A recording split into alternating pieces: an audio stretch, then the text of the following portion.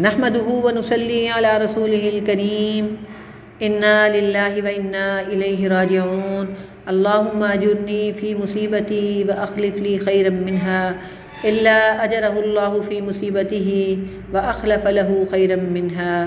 صحیح مسلم۔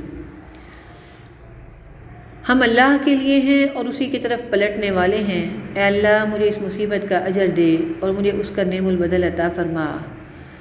تو پھر اللہ تعالیٰ اس کو اس مصیبت پر صبر کرنے کا اجر بھی دیتے ہیں اور بہتر نعم البدل بھی عطا فرما دیتے ہیں۔ آئیے اب تھوڑا تھوڑا پڑھتے ہیں۔ انا للہ، بے شک ہم اللہ کے لیے ہیں، و انا، اور بے شک ہم، الیہ، اسی کی طرف، راجعون، لوٹ کر جانے والے ہیں۔ اللہم، اے اللہ، اجرنی، اجر عطا فرما مجھے، فی مصیبتی، میری مشکل میں، و اخلف لی، اور جانشین بنا میرے لیے، خیراً، بہتر، منہا، اس سے، اللہ، مگر، اجرہ اللہ، اجر دیتا ہے اللہ اسے، فی مصیبتی ہی، اس کی مشکل میں، واخلف لہ، اور جانشین بنا دیتا ہے اس کے لیے، خیراً منہا، اس سے بہتر۔ آئیے مکمل پڑھتے ہیں۔ انا للہ و انا الیہ راجعون اللہم اجرنی فی مصیبتی واخلف لی خیرا منہا الا اجرہ اللہ فی مصیبتہ واخلف لہ خیرا منہا۔ بے شک ہم اللہ کے لیے ہیں اور اسی کی طرف پلٹنے والے ہیں۔ اے اللہ مجھے اس مصیبت کا اجر دے اور مجھے اس کا نعم البدل عطا فرما۔ تو پھر اللہ تعالیٰ اس کو اس مصیبت پر صبر کرنے کا اجر بھی دیتے ہیں اور بہتر نعم البدل بھی عطا فرماتے ہیں۔ حضرت ام سلمہ رضی اللہ تعالی عنہا سے مروی ہے، جو حدیث میں نے ابھی آپ کے سامنے پڑھی، یہ نبی اکرم صلی اللہ علیہ وآلہ وسلم نے حضرت ام سلمہ سے فرمائی کہ جس بندے کو کوئی تکلیف پہنچے تو پھر وہ کہے انا للہ و انا الیہ راجعون اللہم اجرنی فی مصیبتی واخلف لی خیرا منہا الا اجرہ اللہ فی مصیبتہ واخلف لہ خیرا منہا۔ یعنی مصیبت کے وقت وہ کہے ہم اللہ کے لیے ہیں اور اسی کی طرف پلٹنے والے ہیں۔ اے اللہ مجھے اس مصیبت کا اجر دے، مجھے اس کا نعم البدل عطا فرما۔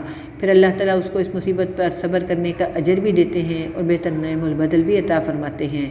تو حضرت ام سلمہ فرماتی ہیں کہ جب ابو سلمہ فوت ہوئے تو میں نے رسول اللہ صلی اللہ علیہ وسلم کے فرمان کے مطابق یہ دعا پڑھتی رہی تو اللہ تعالیٰ نے مجھے ابو سلمہ کے بعد بہترین خاوند رسول اللہ صلی اللہ علیہ وسلم عطا فرما دیے۔ صحیح مسلم۔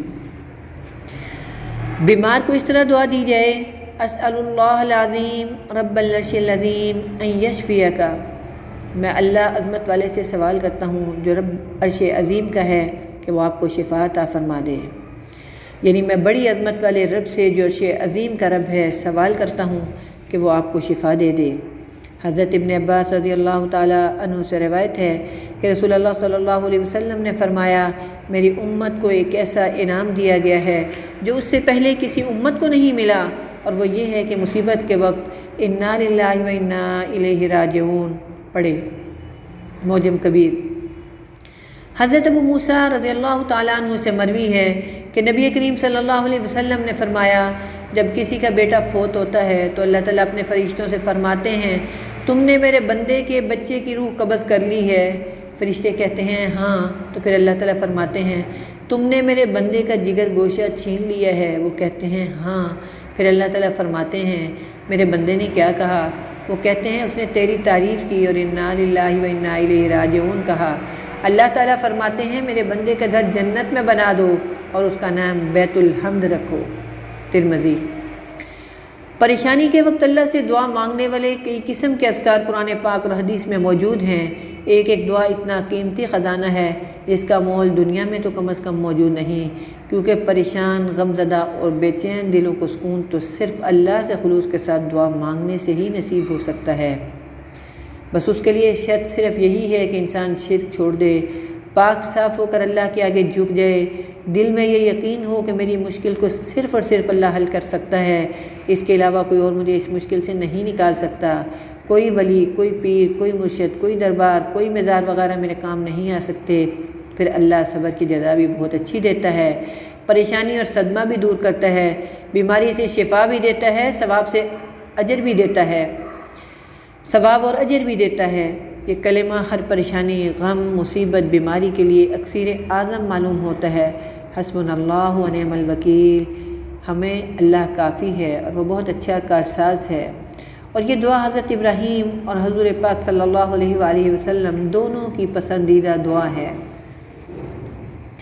اللہ تعالی ہمیں مشکل کے وقت، مصیبت کے وقت اپنی طرف پلٹنے والا بنائے، آمین یا رب العالمین۔